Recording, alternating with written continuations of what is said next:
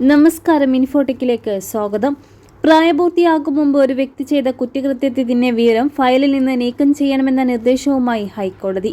പോലീസിനും juvenile justice ബോർഡിനുമാണ് ഹൈക്കോടതി ഇത് സംബന്ധിച്ച് നിർദ്ദേശം നൽകിയത്.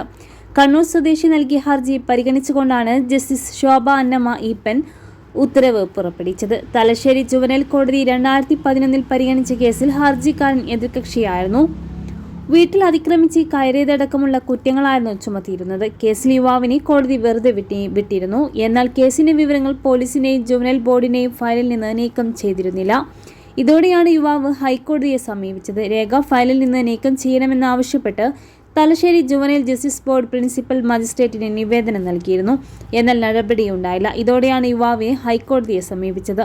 ബാങ്ക് നിയമനത്തിനടക്കമുള്ള പരീക്ഷകൾ എഴുതുന്നുണ്ടെന്നും പോലീസിന്റെ സ്വഭാവ പരിശോധനയിൽ കേസിന്റെ രേഖ ലഭിക്കുമെന്നത് തൊഴിൽ ലഭിക്കുന്നതിന് തടസ്സമാകുമെന്നാണ് ഹർജിക്കാരൻ ചൂണ്ടിക്കാട്ടിയത്. പ്രായപൂർത്തിയാകും മുമ്പ് ചെയ്ത കുറ്റകൃത്യത്തിന്റെ വിവരം പ്രത്യേക സാഹചര്യത്തിലൊഴികെ നിർബന്ധമായി നീക്കം ചെയ്യണമെന്നാണ് ബാലനീതി നിയമത്തിൽ പറയുന്നതെന്ന് കോടതി വ്യക്തമാക്കി.